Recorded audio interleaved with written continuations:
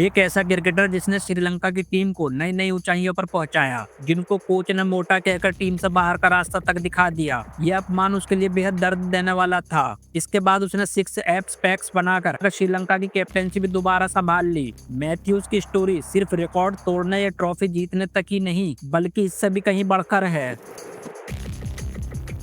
Limited overs cricket में Angelo Mathews के allrounder skills ने श्रीलंका क्रिकेट टीम को रिबिल्ड करने में अहम रोल निभाया। शुरू में मैथ्यूज लिमिटेड ओवर्स में बॉल को पुल और हुक करने वाले नेचुरल प्लेयर के रूप में जाने जाते थे, बट 2009 में टेस्ट एंट्री मिलने के बाद उन्होंने लॉन्ग फॉर्मेट में खुद को ढालने के लिए अपने खेल में काफी चेंजिंग की।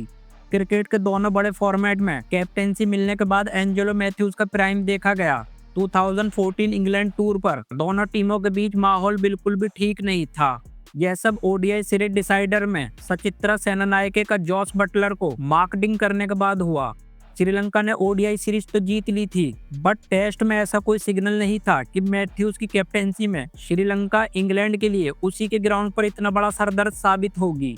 खासकर हैंडिंगले टेस्ट में मैथ्यूज श्रीलंका की जीत में एंकर बने थे, जब फर्स्ट इनिंग में पीछे होने के चलते कोई भी श्रीलंका की वापसी की उम्मीद नहीं कर रहा था। ऐसे में मैथ्यूज ने सेकंड इनिंग में 160 रन की इनिंग खेलकर सॉलिड इंग्लिश बॉलिंग अटैक को एक्सपोज्ड कर दिया था।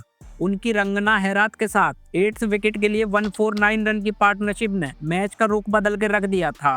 मैथ्यूज आज भी लीड्स की उस इनिंग को अपने टेस्ट करियर की फाइनेस्ट इनिंग मानते हैं। इससे पहले लॉर्ड्स टेस्ट मैच में उनके 18 रन टेस्ट बचाने में 180 रन से भी बढ़कर थे।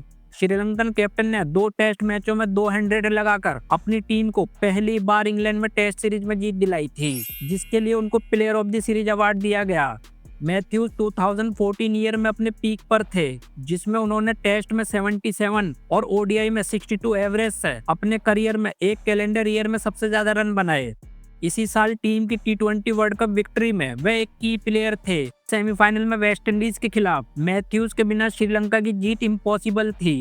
एंजेलो मैथ्यूज का टेस्ट एनालिसिस श्रीलंका से बाहर भी शानदार थे। उनके 16 टेस्ट 100 में से 9 घर से बाहर आए थे। मैथ्यूज क्रिकेट में फील्डिंग स्टैंडर्ड्स को सुधारने वाले प्लेयर्स में से एक थे। खासकर बाउंड्री लाइन पर उन्होंने शानदार फील्डिंग की। 2009 T20 वर्ल्ड कप में वेस्ट इंडीज के खिलाफ उनकी बाउंड्री सेफ फील्डिंग ने सभी को हैरान कर दिया था। इसके अलावा 2011 ईयर में उन्होंने माहेला जयवर्धने के साथ एक शानदार रिले कैच लेकर सभी को हैरानी में डाल दिया था। हेड कोच चंडिका हथुरुसिंगे ने फिटनेस प्रॉब्लम के चलते मैथ्यूज को मोटा कहकर व्हाइट बॉल टीम से बाहर कर दिया।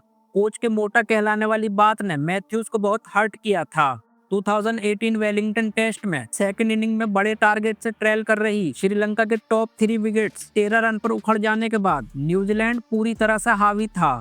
अनबीटन 120 की इनिंग खेलकर एंजेलो ने श्रीलंका को बड़ी हार से बचा लिया था। मैथ्यूज ने 100 बनाकर ड्रेसिंग रूम की ओर इशारा करते हुए पुशअप सेलिब्रेशन करने के बाद अपने बाइसेप्स को फ्लेक्स किया। मैथ्यूज कोच को दिखाना चाहते थे कि वे अभी भी कितने फिट हैं। लिमिटेड ओवर्स क्रिकेट में वापसी के लिए मैथ्यूज ने जिम में घंटों पसीना बहाना शुरू कर दिया और अपनी डाइट चेंज की। जिस प्लेयर को कभी मोटापे के कारण टीम से बाहर किया गया था, वह 6 पैक्स एब्स के साथ वापसी करते हुए लिमिटेड ओवर क्रिकेट में कैप्टेंसी संभाल रहा था। यह बॉलीवुड फिल्म की स्क्रिप्ट से कम नहीं था। यूएई में पाकिस्तान के खिलाफ 73 एवरेज से रन पीटकर मैथ्यूज ने उन क्रिकेट एक्सपर्ट्स को गलत साबित कर दिया जो उनको बड़े फॉर्मेट के लिए फिट नहीं बताते थे। जहां टीम बिखर जाती, मैथ्यूज अक्सर वहां चिपक जाते। नवंबर 2010 में उन्होंने लसिथ मलिंगा के साथ 9th विकेट के लिए वर्ल्ड रिकॉर्ड पार्टनरशिप करके ऑस्ट्रेलिया के जबड़े से जीत खींच ली थी। एंजेलो खासकर लिमिटेड ओवर्स में बॉल के साथ कई बार चमके। 2009 कॉम्पैक्ट कप में उन्होंने सॉलिड इंडियन बैटिंग लाइनअप में सेंध लगा दी थी। उसी साल T20 वर्ल्ड कप सेमीफाइनल में मैथ्यूज ने पहले ही ओवर में 3 विकेट उखाड़कर वेस्ट इंडीज के चैलेंज को कुचल दिया था। उन्होंने एक ऑलराउंडर के तौर पर टीम की कई जीत में अहम रोल निभाया। 2019 ओडीआई वर्ल्ड कप में मैच क्रूशल मोमेंट पर था। वेस्ट इंडीज को लास्ट 3 ओवर में 31 रनों की जरूरत थी। कैप्टन करुणारत्ने के पास बॉलिंग ऑप्शन खत्म हो गए थे। मैथ्यूज ने कई महीनों से बॉलिंग नहीं की थी, यहाँ तक कि नेट्स में भी नहीं। इसके बावजूद कैप्टन से मैथ्यूज ने खुद ओवर फेंकने की जिम्मेदारी ली। एक्सपीरियंस काम कर गया। उन्होंने ना सिर्फ पहली ही बॉल पर 100 बनाकर खेल रहे निकोलस पूरन को आउट किया, बल्कि 2 ओवरों में बेहद टाइट बॉलिंग करते हुए मैथ्यूज ने श्रीलंका को जीत तक पहुंचाया। बतौर कैप्टन अपने रिकॉर्ड में उन्होंने 2 बेहतरीन टेस्ट सीरीज जीती। 2014 में इंग्लैंड और 2016 में नंबर 1 ऑस्ट्रेलिया को डोमेस्टिक ग्राउंड्स पर 3-0 से हराना था। मैथ्यूज अपनी कैप्टेंसी को इतना सीरियस लेते कि एक इंटरव्यू में उन्होंने खुद कहा कि कैप्टेंसी के चलते मैंने बहुत सारे बाल खो दिए। आखिरकार इस श्रीलंकन ऑलराउंडर ने हाल ही में गोल में बांग्लादेश के खिलाफ अपने टेस्ट करियर को अलविदा कहा। उन्होंने कहा कि देश को अगर मेरी जरूरत होगी तो मैं व्हाइट बॉल क्रिकेट में खेलूंगा। जिस तरह लगभग 1 साल से वह शॉर्ट फॉर्मेट से गायब हैं, ऐसे में उनका सिलेक्शन होना आसान नहीं है। उन्होंने टेस्ट करियर में ऑलमोस्ट 45 एवरेज से 8000 प्लस रन बनाए, जो कि श्रीलंका के लिए 3rd मोस्ट हैं। मैथ्यूज ने लॉन्ग फॉर्मेट में 33 विकेट भी लिए, जिसमें हेडिंग्ले में इंग्लैंड के खिलाफ उनका बेस्ट आया था। वह ओडीआई में भी काफी लंबे समय तक टीम के लिए की प्लेयर बने रहे। उन्होंने 3 ओडीआई 100 लगाए, लेकिन तीनों में श्रीलंका को भारत के खिलाफ हार मिली।